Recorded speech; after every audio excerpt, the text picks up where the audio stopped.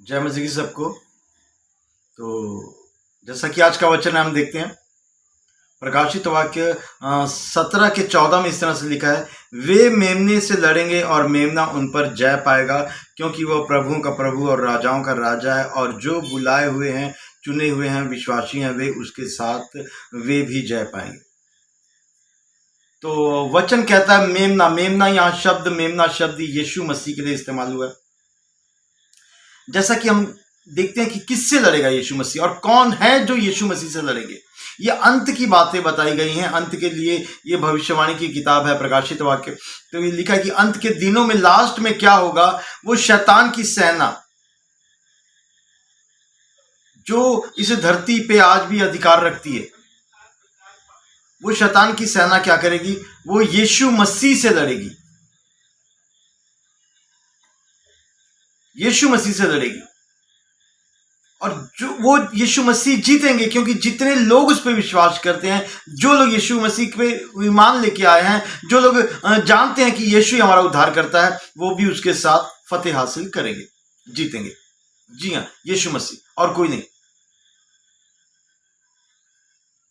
क्योंकि यीशु मसीह है जिसने जीत हासिल की। जब हम देखते हैं प्रकाशित वाक्य 5 का 4 में इस तरह से लिखा है, तब मैं फूट फूट कर रोने लगा, क्योंकि उस पुस्तक को खोलने या उस पर दृष्टि डालने के योग्य कोई ना मिला।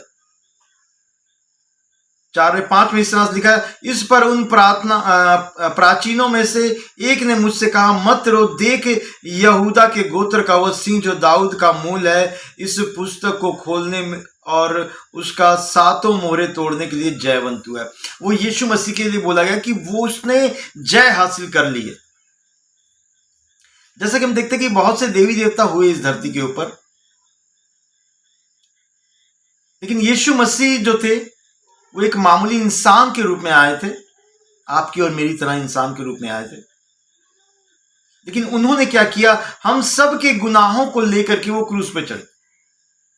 हमारे गुनाह के लिए हमको कुछ नहीं करना पड़ा, हमारे पापों के लिए हमको कुछ नहीं करना पड़ा, ये सब कुछ यीशु मसीह ने किया। वो हमारे गुनाहों को लेकर क्रूस पे चढ़े और तीसरे दिन जीवित हुए। जीत उन्होंने हासिल की है। उन मुहरों को तोड़ने की आशीष उनके पास है, जय उनके पास है, जयवंत वो है, और उनके साथ हम भी जय पाएंगे। यस, और हम जानते हैं इस बात को कि जीता हुआ यीशु मसीह। अब हमको क्या करना है, हमको सिर्फ सबसे पहले अपने ऊपर जय पाने की जरूरत है। हम दूसरों से बाद में लड़ेंगे, दूसरों को पहले क्या वचन सुनाना है, पहले हमको अपने आप को सुधारने की जरूरत है। अपनी कमियों को खत्म करें। हम शरीर की अभिलाषाओं को नहीं, बल्कि आत्मा जो कहती है उसको सुनने की जरूरत है। जब हमने विश्वास कर लिया कि यीशु उद्धार करता है, तो हमें उसके वचनों पे चलने की जरूरत है, ताकि हम भी जय पाएं, उसके साथ हम भी जिलाए जाएं। जैसे वो तीसरे दिन जी उठा, हम भी स्वर्ग के राज्य के अधिकारी बने, जिसके लिए यीशु मसीह क्रूस पे चढ़ा। तो उसके लिए सबसे पहले हमको क्या करना है, अपनी शारीरिक इच्छाओं को मारना है, ताकि हम जीत हासिल कर सके। लिखा जो जय पाएगा उसमें मुकुट दूंगा। यस, उस जीत के लिए, मुकुट को हासिल करने के लिए हमें क्या करना है, सबसे पहले हमें यीशु मसीह की बातों को याद करना है और उस पर चलने की जरूरत है, बाइबल पढ़ने की जरूरत है। क्योंकि एकमात्र यीशु ही है जो हमें उद्धार दिला सकता है, क्योंकि वही हमारे लिए कुर्बान हो, हम पापियों के लिए कुर्बान हो।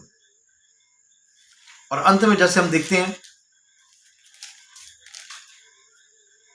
प्रकाशित वाक्य 19 का, जब हम देखते हैं 19 से लेकर के 21 तक जब हम पढ़ते हैं, लिखा, फिर मैंने उस पशु और पृथ्वी के राजाओं और उनकी सेनाओं को उस घोड़ों के सवार और उसकी सेना से लड़ने के लिए इकट्ठे देखा। वह पशु और उसके साथ वह झूठा भविष्यवक्ता पकड़ा गया, जिसने उसके सामने ऐसे चिन्ह दिखाए थे जिनके द्वारा उसने उनको भरमाया, जिन पर उस पशु की छाप थी और जो उसकी मूर्ति की पूजा करते थे। ये दोनों जीते जी उस आग की झील जो गंधक में जलती है डाले गए। शेष लोग उस घोड़े के सवार की तलवार से जो उसके मुंह से निकलती थी मार डाले गए, और सब पक्षी उनके मांस से तृप्त हो गए। तो वो घोड़े का सवार कौन है? वो यीशु मसीह। क्योंकि यीशु मसीह एक बार एक मामूली इंसान बन के आए हम सब के लिए, और वो क्रूस पे चढ़ गए।